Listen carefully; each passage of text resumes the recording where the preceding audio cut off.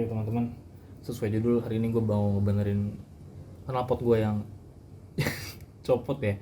Gue nggak tahu kenapa, kayaknya kemungkinan besar ini knalpot gue kepentok. Gue lagi jalan kepentok ada batu.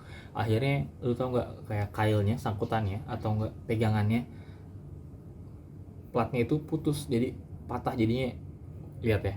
Dan gue bingung waktu itu gue sempet bingung di jalan. Gue sama anak sama istri gue. Akhirnya gue cari di sekitar jalan, akhirnya gue pakai ini, lihat. Nah ini jadi knalpot gue gantung parah. Ini platnya yang patah nih men. Nah santungannya, nah lu tau nggak, gue nyakutin knalpot gue dari tempat jalan gue mati, dari tempat kejadian sampai rumah. Gue dapet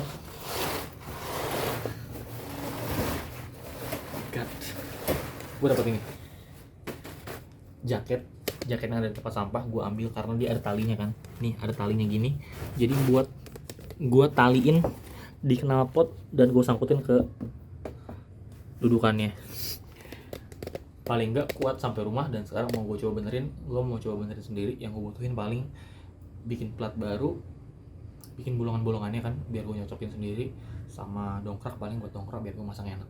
Semoga bisa ya, karena kayak males banget tuh, nggak, ini siang banget, panas banget. Oke, sekarang gue coba copot platnya dulu biar gue tahu ukurannya berapa panjangnya. Oke, copot dulu men, let's go.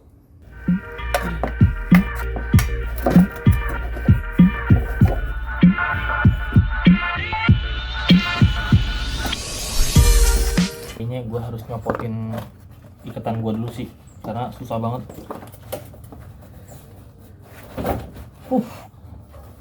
Ngebul cuy. Oke, ikatannya copot, knalpotnya udah jatuh.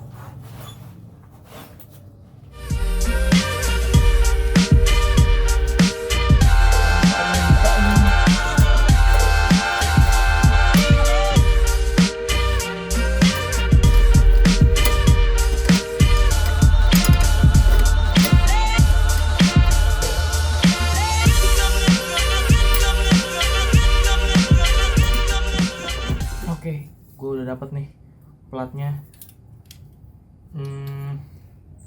Gue gak tau ini bakal bisa nggak gue bikin plat kayak gini terus gue bikin lagi. Semoga bisa.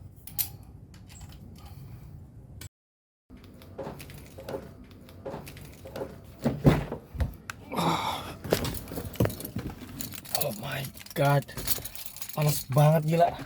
Hari ini panas banget men.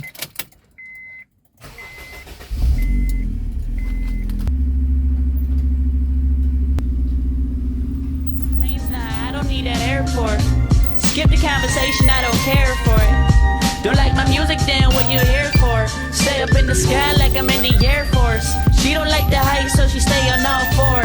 You can call her back, she don't want you anymore.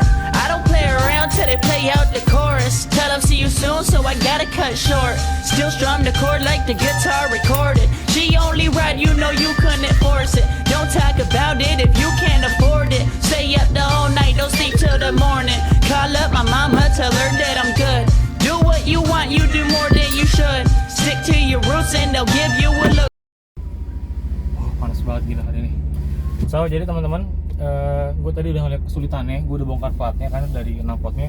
Terus ketika gue mau coba untuk berusaha kayak simulasi untuk pasang lagi, ternyata agak berat sih, agak susah dilakuinnya kalau lu nggak punya kolong. Lu nggak tahu nggak sih, kalau bengkel knalpot itu pasti ada kayak kolongnya buat pasang dari bawah, sedangkan gue nggak punya. Bahkan menurut gue, kalaupun pakai dongkrak juga, tangan gue nggak bisa masuk untuk masang bautnya itu. Jadi gue mikir panjang, bukan gue nyerah sebelum perang, tapi gue mikir kalau emang gue bisa ya masang lagi kalau misalnya tangan gue nggak masuk ke, tau nggak sih, ini gantungannya di atas di plat, ini platnya nanti terus nyangkut di sini. Nah ngebautin di sini ini nih, gue mikir gimana cara gue masang ya, kan mentok terus tangan gue kan ketutup sama knalpot gitu. Akhirnya ya adalah dengan mental sok banyak duit, akhirnya gue langsung coba ke bengkel knalpot. Tapi ya akhirnya knalpotnya gue pasang lagi. Kayak pertama gue sangkutin pakai tali doang, makanya nih gue jalan pelan-pelan banget, nggak mau aduh, gue takut banget itu talinya ya copot, cereng, knalpot gue jatuh, man. Oke, kita berangkat dulu ke bengkel knalpot yang terdekat aja karena cuma bikin plat. Yep. Let's go.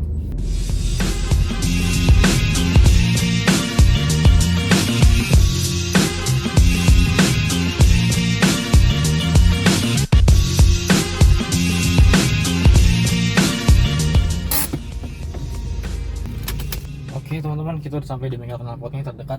Ternyata ada banyak klien, ada 2 mobil. Jadi gue mungkin ngantri ya, tapi gue cepet sih. Oke, turun.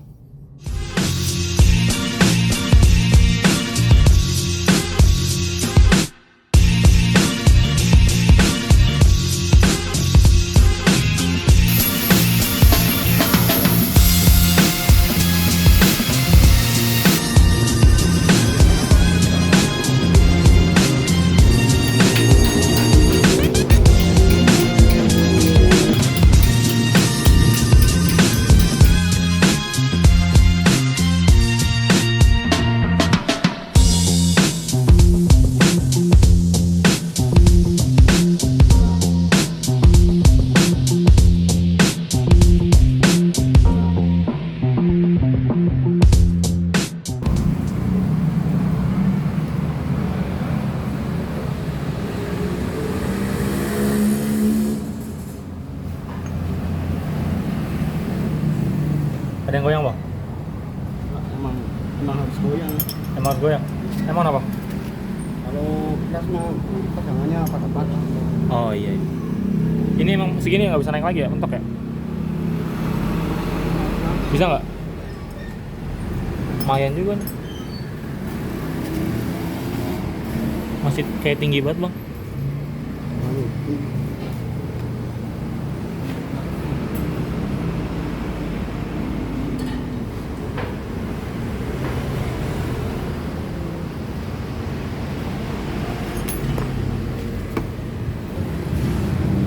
Sekarang jadi tinggi tuh, nempel ke atas. Mantap. Udah bang? Cakep bang.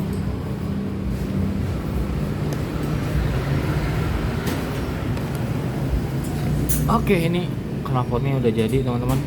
Jadi udah agak rapat sama atas nih, nggak terlalu makan tempat ke bawah, dan mantap. Kencang lagi, sekut. Nah teman-teman, ini jadi plat barunya lebih tebal, lebih lebar juga daripada yang sebelumnya, dan jadi rapih banget, parah. Oke, kalau misalnya gua nggak ke bengkel knalpot, kan gua masih bingung nyari cara, karena pertama nggak ada space yang di kolong ini, dan gua juga bingung kayak gimana kalau di bengkel knalpot secepat itu dan seprofesional itu dan sesuai keinginan lu. Mantap. Tuh, oke, nyangkutnya di dalam. Canggih deh, aman, gas lagi.